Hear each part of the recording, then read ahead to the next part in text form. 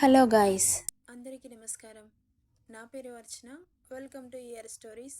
ఈరోజు కథ చిన్నారి వధువు. Hello my dear son. తమ ప్రాణసఖి అక్కడ కూర్చుంది అనగానే అతని కళ్ళు అటువైపు మళ్ళాయి. తన మరదళ్లతో నేహతో మాట్లాడుతూ కూర్చుంది. రెండు చేతులకి మెహందీ పెట్టుకొని చూడ ముచ్చటగా కనిపిస్తున్న తన చిన్నారి సఖిని రెప్పవాల్చకుండా చూస్తుండిపోయాడు. ఏంట్రా, తినకుండా అత్తగా సైట్ కొట్టేస్తున్నావు? ముందు తిను అంటుంటే తడబడుతూ అప్పుడప్పుడు ఇందుకి సైట్ కొట్టుకుంటూ తినడం పూర్తి చేశాడు. ఇక మిగతా వారు కూడా డిన్నర్ పూర్తి చేయడంతో ఇందుతో మాట్లాడాలనుకున్న హేమాంష్కి ఆ ఛాన్స్ దొరకలేదు. బెల్లానికి ఈగలు చుట్టినట్లు తన చుట్టూనే తిరుగుతున్నారు రాక్షసులు అని గునుక్కుంటూ తన రూమ్కి వెళ్ళిపోయాడు. రాత్రి 11:30.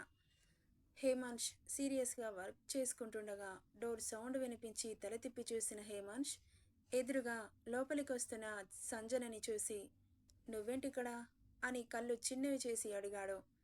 ఏ రాకూడదా అనింది. ఈ టైంలో వచ్చి రాకూడదా అంటావు? ముందు ఎందుకొచ్చావో చెప్పు. అది బావా, నీతో కాస్త మాట్లాడాలి. మార్నింగ్ మాట్లాడుకుందాం, ఇప్పుడు ఇలా బాగోదు, వెళ్ళు అన్నాడు కాస్త కోపంగా. మార్నింగ్ అయితే అందరూ ఉంటారు, ఇప్పుడు మాట్లాడాలి, ప్లీజ్ కాదనకు. ఆమె మాటలకి కళ్ళు చిన్నవి చేసి చూస్తున్నాడు. ఏంటి బావా అలా చూస్తున్నావు? నీ వరుస నాకేం అర్థం కావట్లేదు. ముందు విషయం ఏంటో చెప్పు. నీ రూమ్ నుండి పంపించడానికి అంత కోరికగా ఉందా? Are you crazy? చిన్నపిల్లలా మాట్లాడకు. ఈ టైంలో మన ఇద్దరిని ఇలా ఎవరైనా చూస్తే అస్సలు బాగోదు. మూడు రోజుల్లో పెళ్లి పెట్టుకొని ఏంటి వేషాలు? అసలేంటో చెప్పు అని సీరియస్గా మాట్లాడుతుంటే, అమ్మో బావేంటి ఇంత కోపంగా ఉన్నాడు? ఇప్పుడేం మాట్లాడాలి? నా మనసులో మాట చెబితే నిజంగా చంపేస్తాడు, కానీ చెప్పకుండా ఉంటే బావ మిస్ అవుతాడు కదా. ఒకవేళ నేనంటే ఇష్టం ఉంటే పెళ్ళి క్యాన్సిల్ చేసుకుంటాడు కదా. ఈ పెళ్ళి కేవలం అత్త బలవంతంతోనే జరుగుతుందని అమ్మ చెప్పింది. ఏంటి, ఎందుకొచ్చావో చెప్పు. చెప్పడానికొచ్చి ఆలోచిస్తావే? అది బావా, ఏంటంటే చెప్పాక నన్ను తిట్టకూడదు. ముందు చెప్పు, తిట్టొచ్చో లేదో తర్వాత చెబుతాను కానీ. అదేంటంటే నేను నిన్ను ప్రేమిస్తున్నాను, నిన్ను పెళ్లి చేసుకోవాలనుకుంటున్నాను. చాలా రోజుల నుండి ఈ విషయం నీకు చెప్పాలనుకున్నాను, కానీ నీకు పెళ్లి ఫిక్స్ అయిందని చెప్పింది మమ్మీ. ప్లీజ్ బావా, నా మనసులో మాటని అర్థం చేసుకో. నేను నిన్ను తప్ప నా ఊహ తెలిసిన నుండి ఎవరిని ప్రేమించలేదు. ఇప్పుడు నువ్వు కాదు అని నీకిష్టం లేని అమ్మాయిని పెళ్లి చేసుకొని జీవితాంతం అటు నువ్వు బాధపడుతూ ఇటు నన్ను బాధపడుతూ బ్రతకడం తప్ప ఏం లాభం ఉండదు అని చెప్పుకుంటూ పోతున్న సంజన అటువైపు నుండి ఎలాంటి రియాక్షన్ రాకపోతుంటే తలెత్తి ఎదురుగా ఉన్న హేమాంశుని చూసింది. బగబగా మండే నేత్రాలు ఆమెను భయానికి గురి చేస్తే భయపడుతూ చూస్తూ నిలబడింది. నోటి వెంట మాట బయటకు రావట్లేదు. నేను చెప్పానా నాకు ఇష్టం లేని పెళ్లి చేసుకుంటున్నానని? How dare you? 3 డేస్లో పెళ్లి పెట్టుకొని నాకు ప్రపోజ్ చేయడానికి? అసలు ఆడపిల్లవేనా నువ్వు? అత్త కూతురని కాస్త చనువుగా మాట్లాడేనేమో, దానికి లవ్ అని ఎలా డిసైడ్ అవుతావు? అయినా నీ ఏజ్ ఏంటి? నువ్వు మాట్లాడే మాటలేంటి? ఇందు పరిస్థితికి ఇప్పుడు పెళ్లి చేసుకోవాల్సి వస్తుంది. అలా అని నీ ఏజ్కి లవ్ చేసి పెళ్లి చేసుకోమని కాదు. అయినా ఇదంతా నీకు చెప్పాల్సిన అవసరం నాకు లేదు.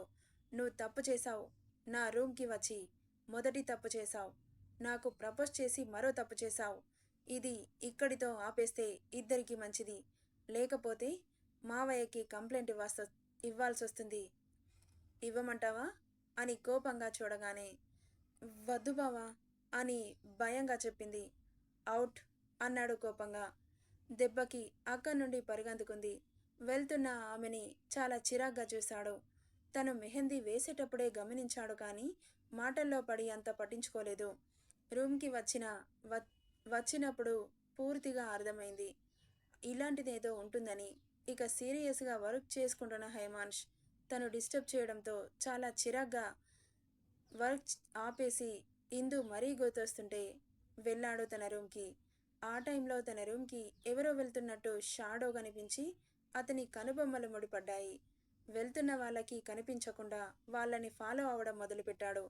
వెనకే ఫాలో అయిన హేమాన్ష్ లోపలికి వెళ్ళిన ఆ షాడో ఇందు రూమ్కి వెళ్ళింది. ఆ షాడో ఎవరిదో అర్థమవుతుంటే ఏం చేస్తుందా అని చూస్తున్నాడు. పక్కనే ఉన్న పిల్లో తీసి ఇందు ఫేస్ పై పెట్టబోతుండగా లైట్స్ ఆన్ అయ్యాయి. ఒక్కసారిగా ఉలిక్కిపడి చూసింది. ఆమె చేసిన పనికి అక్కడే కొడితే ఇందు లేస్తుందని ఆమె జుట్టుపట్టి బయటకు లాక్కొచ్చి ఆమె చెంప చెల్లుమనిపించి ఇందు రూమ్ డోర్ క్లోజ్ చేసి మామ్ అంటూ అరిచాడు. అతని అరుపుకి పడుకున్న వాళ్ళంతా గబుక్కున నిద్రలేచి బయటకి పరిగెత్తుకుంటూ వచ్చారు. ఏమైంది నాన్న అని కంగారుగా అడిగింది సావిత్రి. మిగతా వారు కూడా అక్కడికి చేరుకోవడంతో అందర్నీ చూసి తనేం చేసిందో తెలుసా? ఏం చేసింది? అర్ధరాత్రి నా గదికి వచ్చి నాకు ప్రపోజ్ చేసింది. కాకుండా ఇందుని చంపాలనుకుంది. ఇక తననేం చేయాలో మీరే చెప్పండి అని కోపంగా సంజన తండ్రిని చూశాడు హేమాన్ష్. అతని మాటలకి షాక్ కొట్టినట్లు చూస్తూ ఉండిపోయారు అందరూ. నువ్వేం మాట్లాడుతున్నావురా? నాకేం అర్థం కావట్లేదు అంటూ అయోమయంగా అడిగింది శైలజ. ఇందులో అర్థం కాకపోవడానికేముంది? తను నా మీద మోజు పడింది. తన ఏజ్కి చేసే పనులకి కనీసం సంబంధం ఉందా? ఏంటి మావయ్య అలా చూస్తున్నావు? నీ కూతురు ఎలాంటి పని చేసిందో అర్థమవుతుందా? ఏం మాట్లాడట్లేదేంటి అని ప్రశ్నిస్తుండగానే కోపంగా వచ్చి ఆమె చెంపపై లాగిపెట్టి ఒక్కడి పీకాడు. అసలేం చేశావే దుర్మార్గురాలా? నిన్ను ఎలా పెంచాను? నువ్వేం చేశావు? అందరితో మాటలు అనిపించడానికా నువ్విలా చేసి అని ఆ చెంప ఈ చెంప వాయిస్తుంటే అన్నయ్య ఆగు అంటూ ఆపింది శైలజ. నువ్వాగమ్మా, దీన్ని ఇక్కడికిక్కడే చంపేస్తా అని తన పీక పట్టబోతే ఆపి బుద్ధి చెప్పాల్సింది ఇప్పుడు కాదు, ముందు నుండే. తనని దారిలో పెట్టలేదు. తప్పు చేశాక సడన్గా కొడితే ఇప్పుడొస్తుందా బుద్ధి? ముందు పిల్లల్ని ఎలా పెంచాలో నేర్చుకోండి. ఇంత చిన్న ఏజ్లో ఇంత క్రైమ్గా ఎలా ఆలోచిస్తున్నారో. ఈ టీనేజ్ చాలా డేంజరస్. వాళ్లకు కావాల్సింది దక్కకపోతే ఎంతకైనా తెగిస్తారో. వాళ్ళకి కష్టమనేది నేర్పించండి. ఆస్తి సంపాదించింది తన కోసం దుబారా ఖర్చులు చేసి తను అడిగినప్పుడల్లా డబ్బులిచ్చి వాళ్ళని మీరే పాడు చేస్తున్నారు. ఇది ఇక్కడితో మర్చిపోతే మంచిది. అందరూ కూడా ఈ పెళ్లిని సవ్యంగా జరిపించండి అని చెప్పి సంజనని ఒక్క చూపు చూసి అక్కడి నుండి వెళ్ళిపోయాడు. ఇక సరాసరి ఇందు రూమ్కెళ్ళిన హేమాన్ష్ ప్రశాంతంగా పడుకొని కనిపించిన ఇందు కనిపించగానే ఇంత కల్మషం లేని మనసుకు ఎన్ని కష్టాలు, ఇంతమంది శత్రువులని పోగేసుకుంటున్నావే చిట్టి రాక్షసి. నా కోసం నిన్ను చంపాలనుకుంటున్నారు. అలా అనుకుంటున్నందుకు ఇండైరెక్ట్గా నేనే కారణం. నన్ను క్షమించు బేబీ. ఎవరి మనసులో ఏముందో తేల్చుకోలేకపోతున్నాను. రియల్లీ సారీ అంటూ ఆమె నుదురు మీద ముద్దు పెట్టి సగం కప్పుకున్న బెడ్షీట్ చెదరడం వల్ల ఆమె బ్లౌజ్ కింద సన్నటి నడుము కనిపించకుండా అతని మురిపిస్తుంటే ఉఫ్ అని గాఢమైన నిట్టూర్పు వదిలి, నా వయసుకి సవాలు విసురుతున్న నీ అందం, నీ వయసు నాకు పిచ్చెక్కిస్తున్నాయి అనుకుంటూ అక్కడి నుండి వెళ్ళిపోయాడు. అటువైపు ఎవరూ వెళ్లకుండా సీసీ కెమెరాస్ని తన వైపు సెట్ చేసి మార్నింగ్ ఇల్లంతా ఎక్కడ ఖాళీ లేకుండా కలర్ పూలతో డెకరేట్ చేసి చాలా అందంగా హడావిడిగా ఉంది. నిద్రలేచిన ఇందు రోజులాగే ఫ్రెష్ అయ్యి ముందు రోజు శైలజ తెచ్చిన చుడీదార్ని తీసి వేసుకుని రెడీ అయి బయటకొచ్చింది. అదేంటే ఈరోజు గుడికెళ్ళాలి, లంగా ఓని వేసుకోకుండా డ్రెస్ వేసుకున్నావేంటి? మీరు నిన్న కొనిచ్చారు కదత్తయ్య, ఈరోజు వేసుకోవడానికేమోనని అనుకున్నాను అనింది. సరే ఇప్పుడు వెళ్ళి మార్చుకో, మనం త్వరగా గుడికెళ్ళాలి. సరే అత్తయ్య అంటూ ఇటువైపు తిరగగానే అప్పుడే అక్కడికి వచ్చిన హేమాన్ష్కి బలంగా తగిలి వెనక్కి పడిపోయింది. పడకుండా టక్కున ఆమె చెయ్యి పట్టేసుకున్నాడు. ఆ స్టిల్ న్యాచురల్గా ఎంత బాగుందో. అప్పుడే అక్కడికి వచ్చిన నేహ చేతిలో మొబైల్ ఉండడంతో టక్కున క్లిక్ అనిపించింది. వావ్, వెరీ బ్యూటిఫుల్ పెయిర్ అనుకుంటూ ఇక ముందుగా తేరుకున్న హేమాన్ష్ ఆమెను సరిగ్గా నిలబెట్టి, కళ్ళు బ్యాక్ ప్యాకెట్లో పెట్టుకున్నావా? ఎవరున్నారో కూడా చూసుకోకుండా అలా నడుస్తున్నావు అన్నాడు కోపంగా కాకుండా కాస్త నార్మల్గానే అన్నాడు. కాకపోతే తన కోపంగా అన్నాడని మూతి ముడుచుకొని మరి నేను చూసుకోలేదు, నువ్వైనా చూసుకోవాలి కదా, నన్ను తిట్టడానికి రెడీగా ఉంటావు అని మూతి ముడుచుకొని అక్క నుండి వెళ్ళిపోయింది. ఆమె అలా వెళ్ళిపోతుంటే నవ్వుకున్నాడు చిన్నగా. కానీ అతని కళ్ళు సడన్గా ఒక దగ్గర స్ట్రక్ అయ్యాయి. ఆమె నాగుపాము లాంటి జగన భాగాన్ని తాకుతున్న ఆమె జడ, ఆమె నడకకి తాళం వేస్తున్నట్లు ఉంటే అతని కళ్ళు కూడా అటువైపు కదులుతున్నాయి. ఆమెను అలా ఉడికిస్తుంటే చాలా నవ్వొస్తోంది అతనికి. చూసింది చాలుగాని తమరు రెడీ అయి వస్తే గుడికెళ్దాం అనింది శైలజ తడబడుతూ. అది మామ్, నేను కాఫీ తాగడానికొచ్చాను. సరే తీసుకొస్తానుండు. తీసుకురావాల్సింది నువ్వు కాదు, అది అంటూ వెళ్తున్న ఇందుని చూశాడు. ఇప్పుడది రెడీ అయి వచ్చేసరికి లేట్ అవుతుందిరా. పర్వాలేదు మామ్, తీసుకెళ్లేది నేనే కదా. ఎంత లేట్ అయినా పర్వాలేదు. అబ్బో, మొన్న తీసుకెళ్ళమంటే తెగ ఫోర్స్ కొట్టావు, లేట్ అవుతుంది అంటూ గొడవ చేశావు. అది అప్పుడు మామ్, ఇప్పుడు కాదు. ఏయ్ కోతి అంటూ పిలిచాడు. ఆ పిలుపు తననే అన్నంత ఫీల్ అవుతూ వెనక్కి తిరిగి పౌరుషంగా చూసింది. కోతివి నువ్వేనా? పిలవగానే చూశావు. అత్తయ్య, మీ అబ్బాయి చూడండి, నన్ను కోతి అంటూ ఏడిపిస్తున్నాడు. కోతిని కోతి అనే అంటారే అని తనని ఇంకా ఏడిపించాలని నవ్వుతూ అంటుంటే, మీరు కూడా నన్ను కోతి అంటున్నారు. నేను అంత చెండాలంగా ఉన్నానా? కోతులు చెండాలంగా ఉంటాయా? వాటిని చాలా ఇన్సల్ట్ చేస్తున్నావు తెలుసా? తనేడుస్తుంటే ఇంకా ఇంకా ఏడిపిస్తున్నాడని ఏడుపు రాగం ఎత్తుతుంటే, ఓసై మ్యూజిక్ ఆపవే. 2 డేస్లో పెళ్లి పెట్టుకుని ఇలా చిన్నపిల్లలా ఏడిస్తే అందరూ నవ్విపోతారు. మరి నువ్వెందుకు ఏడిపిస్తున్నావు అని ముక్కు ఎగబీలుస్తూ అడుగుతుంటే, ఈ కబుర్లకేం తక్కువ లేదు గాని నాకు కాఫీ ఎవడు తీసుకొస్తాడే? తీసుకురాపో అంటూ ఆర్డర్ వేసి సోఫాలో కాలు మీద కాలేసుకొని పేపర్ చదువుతూ తాపీగా కూర్చున్నాడు. నేను తీసుకురాను. ఎందుకు తీసుకురావాలి? నువ్వు నన్ను తిట్టావుగా, పైగా సేవలు చేయమంటున్నావు. నీకు కాఫీ తీసుకురావడం నాకిష్టం లేదు. నువ్వే వెళ్ళి తెచ్చుకోపో అని అక్కడి నుండి వెళ్తుంటే, ఆమెను ఎప్పుడు చేరాడో తెలీదు, ఆమె జుట్టు పట్టి వెనక్కి ఫోర్సుగా లాగాడు. అంత ఫోర్సుగా లాగేసరికి వెనక సోఫాలో ఆమెతో పాటు కూలబడ్డాడు. సడన్గా జరిగిన దానికి గుడ్లు బయటకు పొడుచుకొచ్చాయి ఇందుకు. చుట్టాలందరూ వీళ్ళని నవ్వుతూ చూస్తుంటే ఒకరు మాత్రం విషం చిమ్ముతూ చూస్తూ ఉంది. ఇంకెవరు? సంజన. దీన్ని ఎలాగైనా ఏడిపించాలి.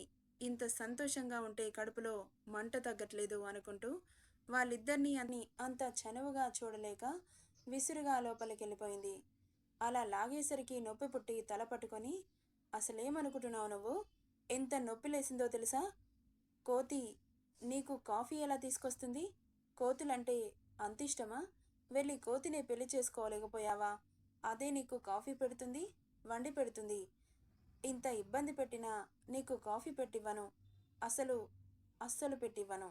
పో అంటూ తను మాట్లాడుకుంటూ పోతుంటే సడన్గా తన నోటి వెంట మాట బయటకు రాక హార్ట్ బీట్ అమాంతం పెరిగి అలజడి మొదలైంది. పెదవులు సన్నగా వనకడం మొదలుపెట్టాయి. ఎందుకయ్యా అంటే అతని ఊపిరి వెచ్చగా చెవి వెనక నుండి మెడ మీదుగా పాకుతున్న వెచ్చటి శ్వాసకి గొంతులో మాట బయటకు రావడం లేదు. ఇక ఇద్దరూ ఈ లోకంలో లేనట్లుగా ఆమె కళ్ళు అతని స్పర్శకి మత్తుగా ఫీల్ అవుతే, అతను ఆమె శరీరం నుండి వస్తున్న అరోమాని గాఢంగా పీల్చుకుంటూ ఆమె జడని పక్కకు జరిపి నెక్ బోన్ మీద పెదాలు తాకిస్తుండగా, వచ్చింది శైలజ. ఇది మీ బెడ్రూమ్ కాదు, పబ్లిక్ ప్లేస్. తమరు రొమాన్స్ మీ రూమ్లోకి వెళ్ళి చేసుకోండి. అయినా పెళ్ళి కాకముందు తొందరేంట్రా? తన కొడుక్కి మాత్రమే అంటే పక్కనే ఉన్న ఇందుకి కూడా వినిపించిందనుకోండి.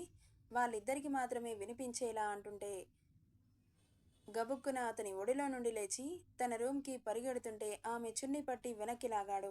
ఈసారి బ్యాలెన్స్ చేసుకుంటూ కోపంగా చూసింది. కాఫీ ఎవడిస్తాడే? నీ బాబా? అలా పారిపోతున్నావు? కాఫీ తీసుకురాపో అంటూ కసిరాడు. అతన్ని కొరకొరా చూస్తూ కిచెన్లోకెళ్ళింది. ఆమె ఉడుక్కుంటుంటే పెదవులు ఎంత ముద్దుగా ప్రెట్టిగా ఉన్నాయో. చిట్టి రాక్షసి, ఎంతలా ఉడికిస్తున్నావే. ఇంత అందంగా ముద్దుగా కనిపిస్తుంటే నిన్ను వదిలి యూఎస్ వెళ్ళిపోతానా అన్న డౌట్ వస్తోంది నాకు అని నొసలు రుద్దుకుంటూ పాప కాఫీ కోసం వెయిట్ చేస్తూ పేపర్ చదువుతూ కూర్చున్నాడు. ఎవరమ్మా నువ్వు అన్న పిలుపుకి అందరూ తల తిప్పి గుమ్మం వైపు చూశారు. ఎదురుగా 40-45 మధ్యలో వయస్సున్న ఆవిడ కనిపించింది. అవతారం చూస్తే ఊరావిడిలాగా ఉంది. బట్టలు కూడా అంత కాస్ట్లీవి కావు, నాసిరకం బట్టలు. సంకలో సంచి, చెరోపక్క 12-10 సంవత్సరాల ఆడపిల్లలు కనిపిస్తుంటే, మిమ్మల్ని ఎవరు లోపలికి పంపించారు అని దగ్గరికి వెళ్ళింది శైలజ. కిచెన్లో నుండి అప్పుడే బయటకు వస్తున్న ఇందు ఎదురుగా చూసి పిన్ని అని తన చేతిలో ఉన్న కాఫీ ట్రేని అలాగే వదిలేసింది. ఆ సౌండ్కి అందరూ ఇందుని చూశారు. తన ఫేస్లో ఇంతకు ముందున్న సంతోషం మొత్తం పోయి భయం బెరుగు కనిపిస్తుంటే హేమాంష్ కనుబొమ్మలు ముడిపడి ఎవరు నువ్వు అంటూ బేస్ వాయిస్లో అడిగాడు ఆమెని. నేను రాఘవ గారి భార్యని, మీరు పెళ్లి చేసుకోబోతున్న అమ్మాయికి పిన్నిని అంటూ ఎదురుగా ఉన్న ఇందుని చూస్తూ చెప్పింది. ఆమె సమాధానానికి అందరూ ఒక్కసారిగా షాక్ కొట్టినట్లు గుడ్లు పెద్దవి చేసి చూస్తూ ఉండిపోయారు. హేమాంష్కి మాత్రం కోపంతో చేతి పిడికిలి బిగుసుకుంది. ఎందుకొచ్చారో తన సంతోషంగా ఉంటే చూస్తూ ఓర్వలేక వచ్చారా? అయ్యో అది కాదు బాబు, నా భర్త నా కూతురు లేకుండా నేనుండలేక ఇంత దూరం వెతుక్కుంటూ వచ్చాను. అమ్మ ఇందు అని ఆప్యాయంగా నిజమైన ప్రేమ చూపించే వాళ్ళు కూడా అంత ప్రేమగా పిలవరేమో, అలా పిలుస్తుంటే షడప్ అండ్ గెట్ అవుట్ అంటూ అరిచాడు హేమాంష్. ఇందు అలా భయపడుతుంటే ఆమె ఎంత టార్చర్ చేసిందో అర్థమవుతోంది హేమాంష్కి.